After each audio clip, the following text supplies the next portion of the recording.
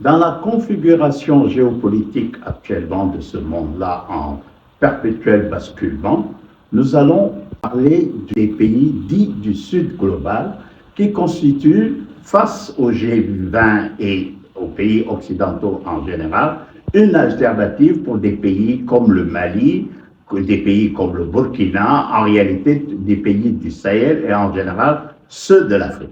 Alors, cet organisme, en réalité, nous renvoie un peu à ce que nous avons connu le 28 octobre 1955 avec la conférence de Bandung, ou alors le 6 septembre 1961 avec le groupe des non-alignés en Belgrade.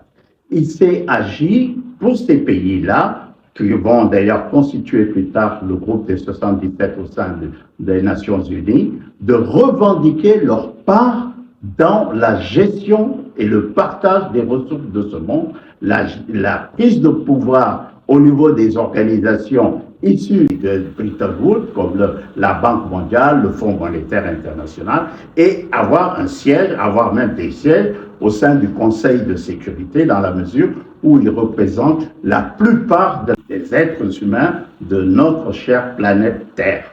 Alors, le Mali a des exigences d'ordre stratégique. L'alliance d'une façon éclatée et non conditionnée est une des martingales de sortie de crise à l'heure actuelle pour son pays. Et nous pensons que au niveau des pays du Sud global, des institutions, même des institutions bancaires, qui peuvent faire le pendant à la Banque mondiale et au Fonds monétaire international. Nous disons tout simplement la possibilité pour un pays comme le Mali de pouvoir bénéficier des avantages d'être dans ce genre de groupe, qui est un groupe multiforme, avec la Chine, qui est le pays leader dedans, avec des pays comme le Brésil, des pays comme l'Afrique du Sud, etc. En Afrique, d'ailleurs, nous avons l'Éthiopie et puis nous avons l'Égypte. Ça, c'est depuis 2014. L'Afrique du Sud est dedans depuis 2011. Donc, le Mali peut bénéficier de façon bilatérale ou multilatérale de liens avec ces genres d'organisations.